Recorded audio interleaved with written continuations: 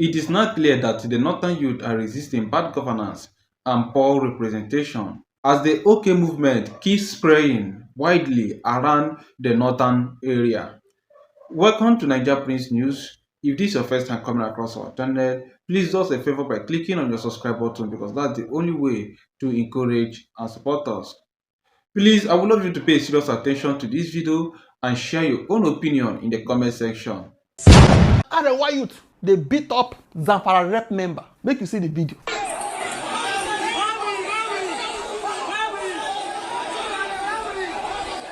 They say so.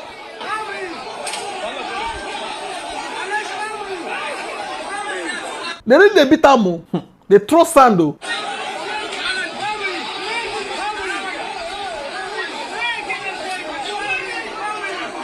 As some people, like security personnel, they try to assist the politician enter inside car. First way they record and be like say the camera, the phone they shake.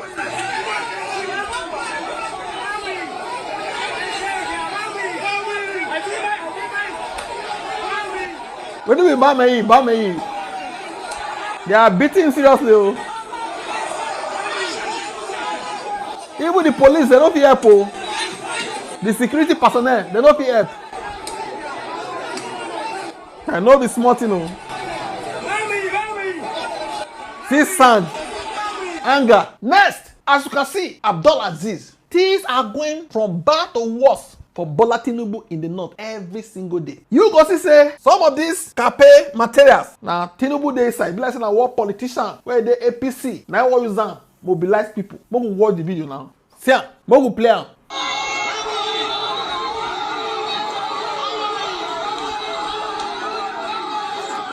You know they say am so?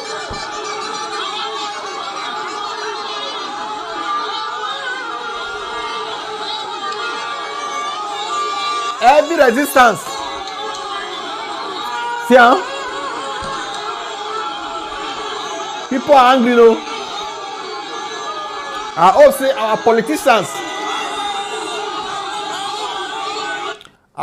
politicians, they go see videos like this and sit tight. People are angry. Hunger dey land though.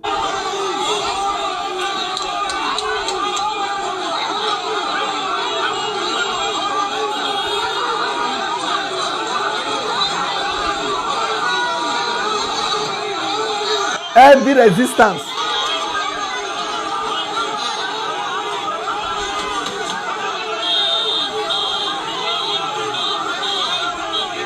Wahala dey o. No be small thing o. At least this one succeed. Na be like say no come out. E be like say this one no come out. And the security personnel, they really help am. Wetin you Bame? If you know me, you drop our comment section. Let's continue. As you can see, watch. Sahara reporters, Kwara constituents.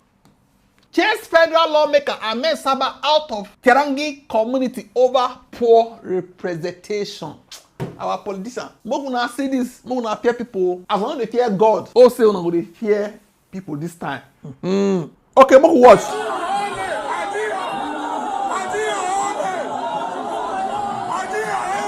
They call her Ole.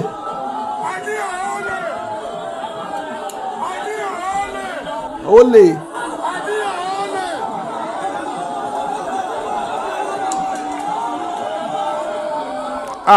Now beating o.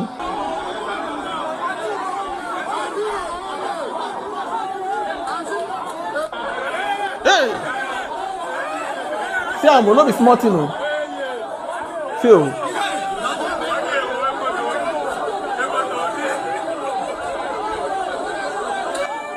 They dey pursue am o. Una don see am so, the thing is getting serious so. We never reach campaign time o. There is still small time to repent to politicians. We una do the right thing. Anyway, one other politician, na senator, he talk say na okay dey dey for okay. Obi Kwakwanso. Peter Obi Kwakwanso is what we want. Or we decamp to another party. If una no want give us Peter Obi Kwakwanso for ADC, we go decamp to another party. Now I'm going to play the video. Okay. Yes. Okay. Okay. You know okay. You know okay? You need to educate me. They don't even understand. Okay. Make I drag her back. Listen. You know okay. You need to educate Kwankwaso. Obi Kwankwaso. Well, okay. Okay. Obi Kwankwaso. This thing is write it out. Obi Kwankwaso. He said we go fight it out. Obi Kwankwaso. Now we want. Okay. The same is that. So see, Kwankwasia is not a party. It's a movement. Like Obidients. Yeah, it's a movement, not a party. You understand? And He thought say Kwankwasia no be party, just like Obidients. Now movement.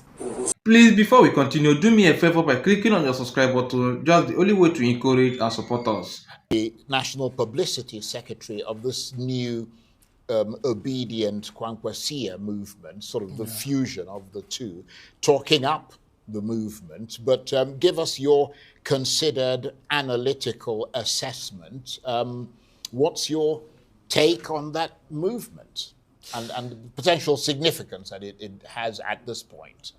Yeah, I'm very happy that these groups of supporters are coming together, not with the support of the potential presidential candidate or vice presidential candidate, but it's been organic. Indeed. So you see them appointing their coordinators from states to zonal and then, of course, national. And what we'll be canvassing is transparency in their actions, especially when it has to do with financing, and then, of course, the ability to be able to maintain the rhetoric that will resonate with the public. Because, I mean, what had happened in the last elections, led to lots of people, saying that the Obidients were too harsh in their rhetoric. And then, of course, you would have heard Mr. President Bola Ahmed Tinubu saying that, look, he hardly, reads social media because of the way it tends to be too abusive in terms of political Obviously, rhetoric. it's not just the Obidients who not are on only social them, media. but Right. tend, if you look at the way the president was talking, you know that that's where he was pointing at. But nonetheless, you've also had very harsh rhetoric coming from the president's supporters against the Obedients. And then, of course, they had to fight back. And so this time around, the tone of the rhetoric that should come out of the OK movement, like they are saying at the moment, should be something that's based on, political discourse that actually brings out the best for the country. Why do you think that a potential Obi Kwankwaso ticket will do better than the incumbent? And then what exactly are the issues that you're advancing that will be different in terms of policies, in terms of the politics itself within the ADC or whatever party that they eventually choose to go to? And then, of course, why should Nigeria actually give that ticket a chance? Because these are the narratives that we're counting on. Not just coming to say, okay, there's corruption or others in mainstream political parties are not good, or, just pushing aside the APC that they don't matter. Now, in the last elections, Obi had been saying that, the issues of structures were corrupt structures. But now he's been, faced with the realities that you can't become president without having those structures. And the supporters have seen the importance of having structures. That's why you're seeing them coming together to say that, look, even if Obi wouldn't want to have structures himself, nonetheless will serve as the backup to whatever political structure that will be coming up. And I really love this because it's a handshake across the Niger.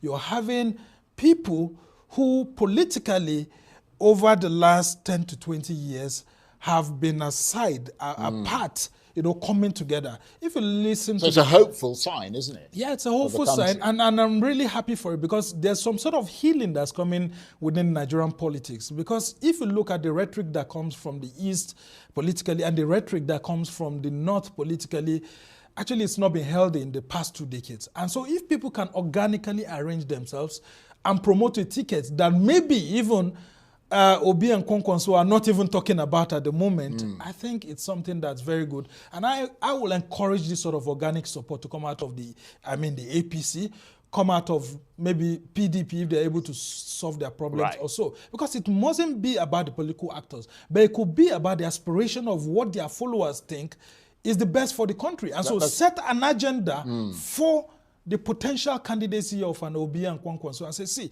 even if you do get this ticket, it's not about you. It's about how we want our country, Indeed, to be in the future. Right. So, I mean, you mentioned the president a number of times there, and of course the APC. The president has been meeting the APC governors I'm going to get to that in a minute, but let's round off with the Peter Obi bit, because you were telling me earlier Peter Obi was in Bauchi today meeting the governor Bala Mohammed, who I'm told now describes himself as a freelance politician.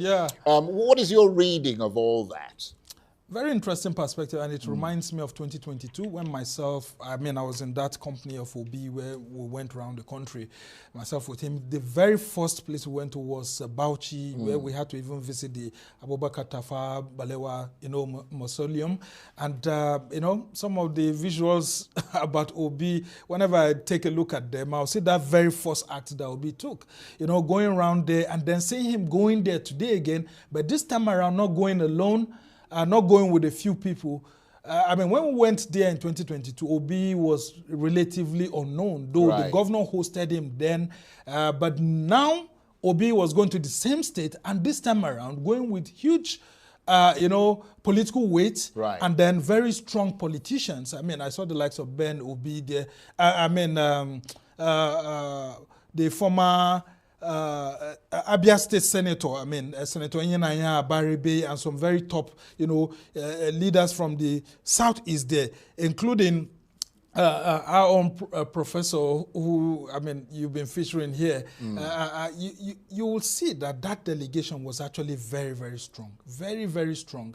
And I'm thinking that the rhetoric that will come out of that meeting will be something that will help to forge an alliance between the North and the South, especially the Southeast. Build bridges more, and then help, to reduce this tension, this friction that we've always had. Look, Charles, the best political alliances that we've always had in the country between the North and South have always been between the North and the Southeast. That is true. From the First Republic. That's people like Shagari and in the First Republic, we had Nnamdi Azikiwe, with the Ahmadu Bellos of this world and Tafawa Balewa. And then in the Second Republic, we had Alex Ekweme alongside, Shehu Shagari, having that ticket. And then, even when we had Buhari, 2003, he tried to actually bring, the likes of the former Senate president, and then you also had Okadigbo, and then you had Umeo Zoke, the former speaker, also but being even given Atiku, the opportunity. Atiku Abubakar also had the same So sort of you see alliance. that, there's always been that arrangement there. If you look at Atiku Abubakar's political philosophy too, he's always had, the likes of Ben Obi around him. And then I watched an interview recently where Ben Obi was saying that in the past, Atiku Abubakar would come and spend his Christmas period in the East. And, those are the kind of mature politics that we need at this moment. Thank you for staying with us. This is my own opinion. You see, I think there's still time and chance for the leaders to start addressing themselves, not only about the northern leaders. While we are talking about the northern leaders, we are also talking about the south, east, west, and every other part of the country. Leaders, you all know your performance, and I think that Nigeria is getting to the point of where the youth or individual will start going to their representative, maybe in the Senate or in the House of Rep or even in the State Assembly. Why? Because of poor representation. Because now there is been promises that have been made towards your campaign. Like President Bola Ahmed Tinubu normally said, a promise made is a promise kept. So it is good for you to keep all your, campaign promises. And if you look at the way the insecurity, hunger is going in the country now, so nobody really cares.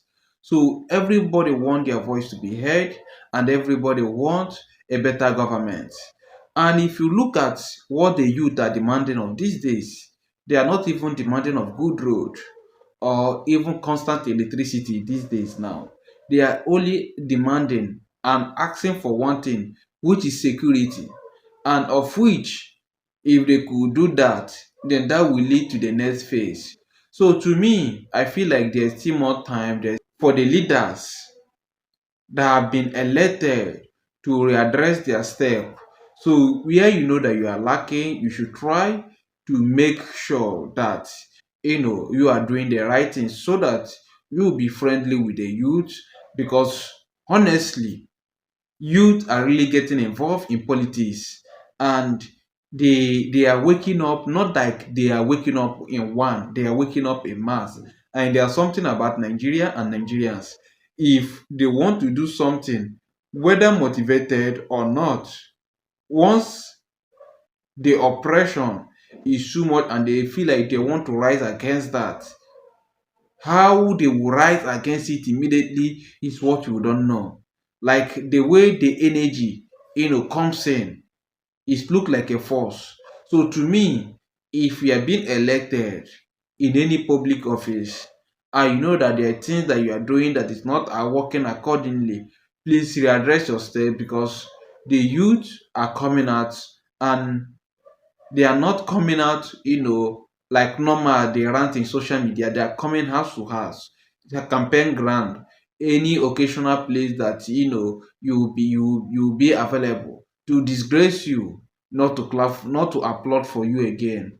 Well, share your own opinion in the comment section, and don't forget to share this video to all your social media platform. Thank you and God bless.